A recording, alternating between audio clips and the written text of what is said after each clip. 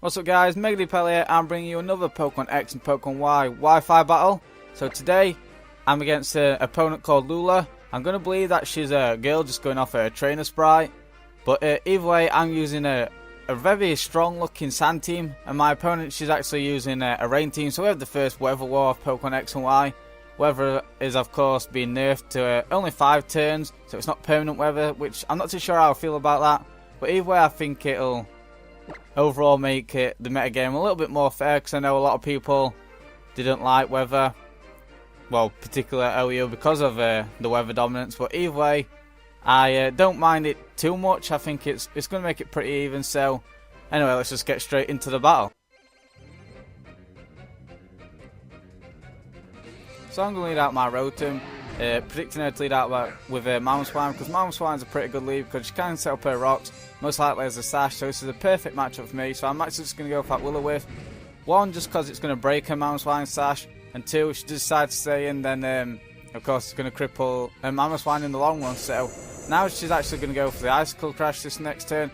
I disagree with this move, as I went for the Volt Switch, predicting her to just switch out into a Roserade. I guess she was just using her Mamoswine as Death Fodder, but still, it has that priority Ice Shard and can still be a problem for my Garchomp later on. So now she's going to make the switch into a Roserade, which obviously resists my dual stab. I guess predict me just to wipe her out with a Hydro Pump, but no, I'm going to persist to go for that Volt Switch, get that switch initiative, which is nice. I'm just going to bring in my T-Tar now, just get out with Sand and basically use this thing as Sleep Fodder, just because I expected this Roserade to be going for that Sleep Powder. So, and my Tyranitar is pretty expendable early on, so I'm actually just going to go for that Stealth Rock. So she actually switches out, which surprised me, goes into her Politoed to counter weather me. So I guess Roserade isn't carrying the Sleep Powder, because I'd have definitely gone for that early on if that was me. But either way, I do manage to get up my Rocks, which is nice. So obviously I don't want to take a Scald, Hydro Pump or Surf from this thing. So I'm actually going to switch into my Rotom, but she actually predicts that nicely and goes for the Hypnosis.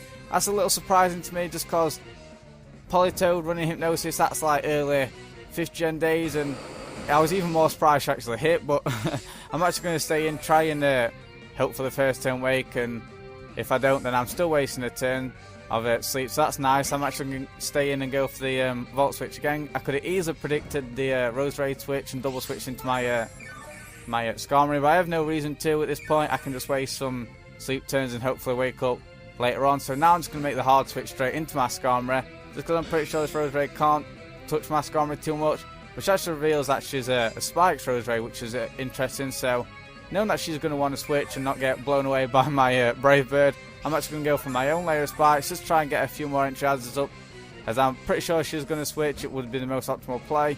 She does, she's actually going to switch into her Togekiss. This all but confirms that her Togekiss is physically offensive, because I obviously want to bring a physically defensive wall in order to take a stab physical Brave Bird, so it all but confirms it.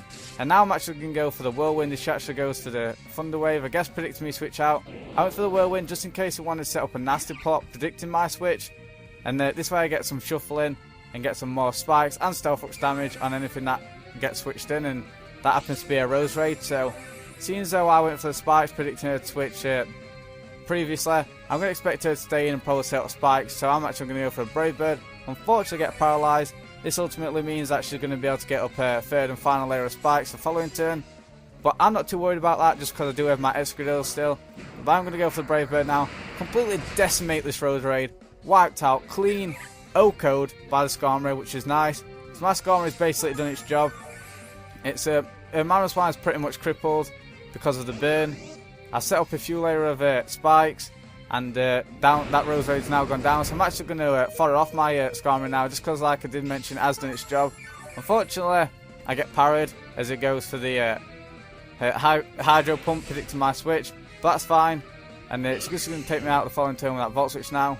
So I will get the switch initiative, which is great. She's actually going to bring in her Mamoswine, and that is perfect for me, because I can bring in my Excadrill, because I am on a blue and I can just easily Rapid Spin away those Stealth Rocks and all 3 layer Spikes, which is great. That Mamoswine zone just stepped in, it's below half, so that's pretty nice. I am going to make a good play, obviously, going for the Rapid Spin. The following turn I'm going to make a real bad play, as you guys will see, but yeah, I'm just going to Rapid Spin, get rid of all them Entry Hazard, as she's just going to go straight for Icicle Crash, just to break my, pop my balloon. And the following turn, Mamoswine is pretty much dead. I have no idea why I went for the Swords Dance yet. I thought she'd switch and maybe use this thing as Death Fodder later, but it would have been the most smart play if she was Death Fodder now. So that is a real bad play for me because Mamoswine's not even going to die to the burn, and she's going to get up her Stealth Rocks this following turn. So I can't really justify that play. I have no idea why I went for the Swords Dance, but either way, it's not going to matter too much in the long run. I am going to wake up this turn as I predicted and just hit the Hydro Pump to take it out. The Stealth Rocks is going to be a little bit of a hindrance to my Rotom Wash, just because my Rotom Wash is a huge threat, but because of them Stealth Rocks, it's going to limit the amount of times I can come in and Volt Switch out.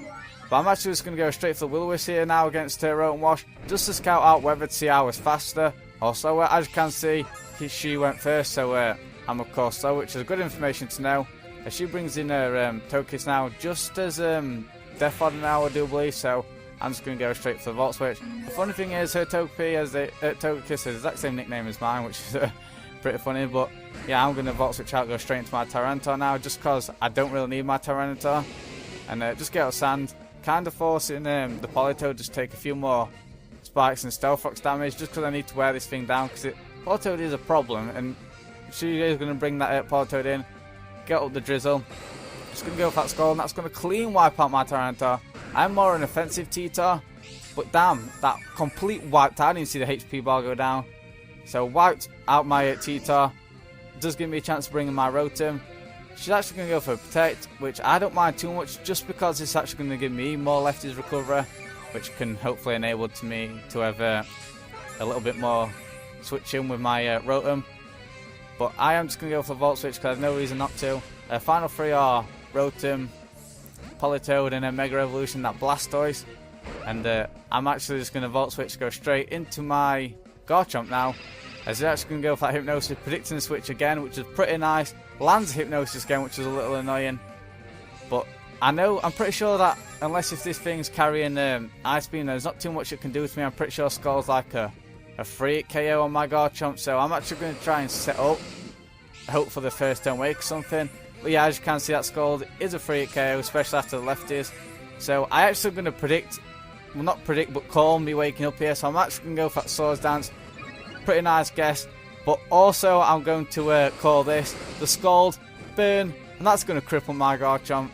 Because basically I would have been able, I'm pretty sure I would have been able to sweep. I'm pretty sure +2 Stab Earthquake coming from my Garchomp is going to take out this Politoed, if not a 2-hit KO. But either way, she's going to go for that Protect now. Just store. I should have gone for the Earthquake here, and maybe forced in her Rotom Wash the following turn, and then hit that thing up with a Dragon Claw. But either way, it's not going to matter too much, and she's just going to storm me out with the burn damage now. So I'm pretty annoyed, and my Garchomp wasn't able to sweep it then there. So I'm just going to go for that Dragon Claw. I just score a crit, which kind of makes up for the burn, except not really. And I'm actually going to go down to a Scald now, and that's a bit unfortunate, but it will give me a chance to bring in my Rotom again.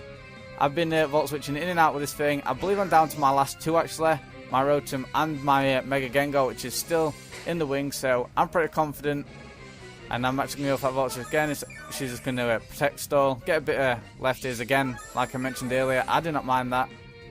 And she's actually going to make a switch into a Rotom now. This is actually great for me, is it seals that my Mega Gengar can easily take this thing out.